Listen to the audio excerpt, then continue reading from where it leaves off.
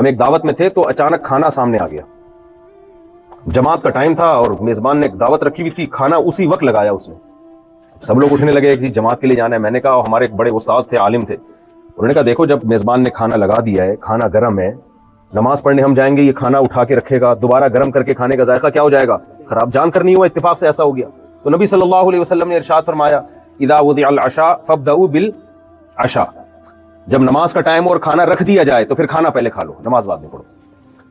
ہمارے وہ عالم تھے، انہوں نے مسئلہ بتایا، لیکن نہیں، پھر بھی لوگ کہہ رہے نہیں ہم تو تکبیر اولا ہماری کبھی نکلی نہیں ہے، ہم نے تو جانا ہے. اس وقت مجھے یہ حدیث یاد آئی کہ دیکھو نبی صلی اللہ علیہ وسلم کی اجازت، انہوں نے حدیث بھی پیش کر دی، مسئلہ بھی بتا دیا، اب میزبان کا خیال نہیں کیا جا رہا. تو ایسے موقع پہ اللہ اس کے رسول کی تعلیمات کیا ہیں، بھائی اب کس کا خیال کرو، میزبان کا خیال کرو، کھانا خراب ہو جائے گا.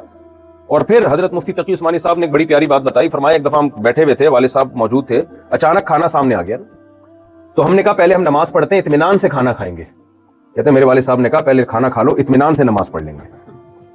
سمجھ میں آ رہی ہے بات؟ نماز اطمینان سے ہونی چاہیے، ٹھیک ہے نا، نماز میں، کیونکہ اگر بھوک کے وقت کھانا چھوڑ کر آدمی چلا جائے تو نماز میں دل لگے گا اس کو تو یہی یاد آتا رہے گا، وہ 2 ہی کوفتے پڑے ہوئے تھے پلیٹ میں، ایک تو وہ کھا گیا ہوگا کم وقت، پتہ نہیں دوسرا میرے لیے چھوڑے گا کہ نہیں چھوڑے گا. اس لیے میں آپ سے کہتا ہوں بھائی یہاں پر مدرسے بناؤ.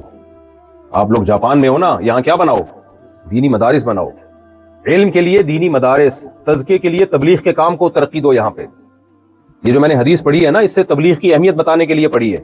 دونوں چیزیں ضروری ہیں. اب دیکھو ہوا کیا، اب راہب جو تھا، جو بزرگ تھا، اس نے جب یہ قاتل کو کہا کہ 99 انسانوں کا تو نے قتل کیا ہے، تیری توبہ قبول نہیں ہوگی. اس نے کہا جب توبہ قبول ہی نہیں ہوگی تو 99 کی تکلف کی کیا ضرورت ہے، ہمیں سینچری پوری ہونی چاہیے. کیا خیال ہے، جب لٹکنا ہی ہے آخرت میں، جانا ہی جہنم میں ہے. وہ اٹھا اور اس راہب کو بھی قتل کر دیا بیچارے کو.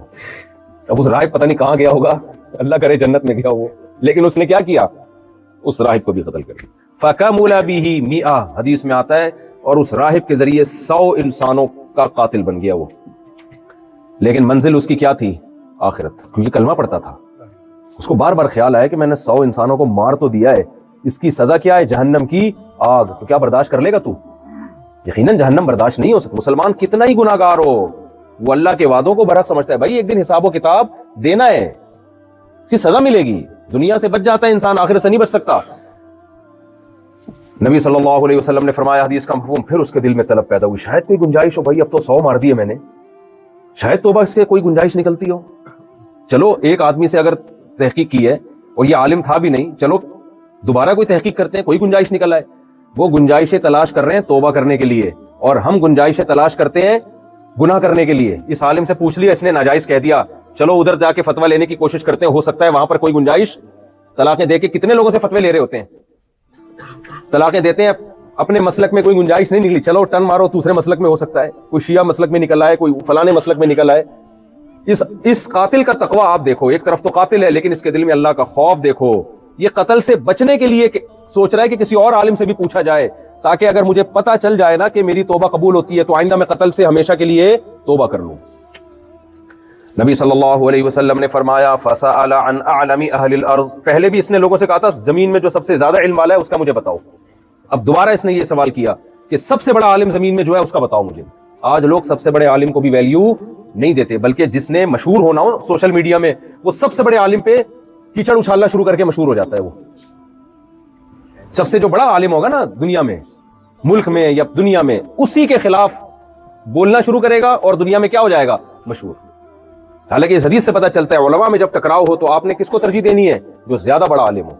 اس لیے ہم کہتے ہیں مجتہدین کو فالو کرو، کیونکہ وہ آج کل کے اسکالر سے چھوٹے نہیں ہیں بلکہ کیا ہیں، بڑے ہیں. جو امام حنیفہ، امام مالک، امام شافعی، امام احمد، یہ آج کل کے چھوٹے موٹے میرے جیسے جو اسکالرز آ رہے ہیں نا، جو مولویاں آتی ہیں، ہمارے فرماتے تھے 3 قسم کے عالم ہوتے ہیں. ایک ہوتے ہیں مولانا، جو بڑے بڑے ہوتے ہیں، ایک ہوتے ہیں مولوی صاحب، اور ایک ہوتے ہیں مولویاں، چھوٹی چھوٹی مولویاں گھوم رہی ہوتی ہیں. تو آج کل کے جو اسکالرز ہیں نا، ان بڑے اسکالرز جو ماضی میں گزرے ہیں، جن کو امت نے فالو کیا ہے، ان کے مقابلے میں آج کل کے اسکالرز کی کوئی حیثیت بولو نہیں ہے. ان کی قرآن و حدیث کے نام پہ جو منجن بکے گا، اور قرآن و حدیث کے نام پہ جو اپنی اپنی تحقیقات یہ لے کر آ رہے ہیں، یہ آپ کو لگ رہا ہے قرآن و حدیث، حقیقت میں یہ قرآن و سنت نہیں ہے. نہ آپ کو ترجمہ آتا ہے حدیث کا، ترجمہ ان کا اپنے مطلب کا ہوتا ہے، نہ آپ کو یہ پتا ہوتا ہے اس کے اگینسٹ میں کون سی حدیث ہے. تو نبی صلی اللہ علیہ وسلم نے فرمایا اس قاتل نے لوگوں سے کیا کہا؟ فسأل عن اعلم اہل الارض، زمین میں جو سب سے، زمین سے مراد اس علاقے میں ہی ہوگا نا، ظاہر ہے پوری روئے زمین میں کہاں گھومے گا وہ، جہاں جانا اس کے لیے پاسبل ہو، تو سب سے بڑا عالم جو ہے مجھے اس کا پتہ بتاؤ۔ اس دفعہ لوگوں نے اس کو صحیح بندے کا پتہ بتا دیا، ورنہ 101 ہو جاتے، ورنہ کیا ہو جاتے؟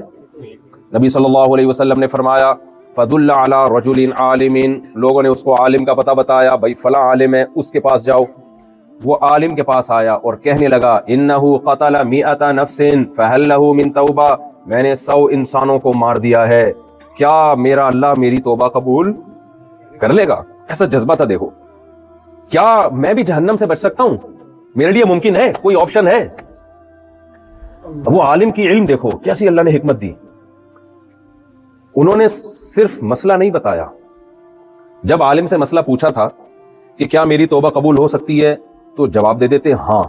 جواب کافی ہوتا کہ نہیں ہوتا؟ بھائی ہو سکتی ہے، بس جاؤ، تم نے جو سوال پوچھا ہے وہ یہ ہے کہ توبہ قبول ہو سکتی ہے، جواب یہ کہ ہاں ہو سکتی ہے، چلو پتلی گلی سے نکلو، نیکسٹ بٹن دبائے جیسے ڈاکٹر کر رہے ہوتے ہیں ایسا ہی ہوتا ہے کہ نہیں ہوتا؟ ڈاکٹر جو دوائیں لکھتا ہے نا، یہاں کا جاپان کا مجھے نہیں پتا، ہمارے یہاں پاکستان میں ڈاکٹر مریض ابھی آ کے بتانا شروع کرتا ہے اس سے پہلے نسخہ تیار ہوتا ہے، ٹک ٹک ٹک ٹک، چلو شاباش، ٹرن بٹن دبایا، نیکسٹ، اور وہ لکھا ہوا جو اس نے ہوتا ہے نا وہ ڈاکٹر ہی کو سمجھ میں آتا ہے کس زبان میں لکھا ہے اس نے۔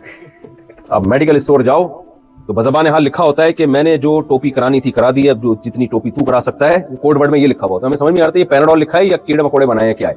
کتنے لوگوں کو اس طرح سے غلط دوائیں ملی ہیں، میرے ساتھ بھی ہو چکا ہے ایک دفعہ، خیر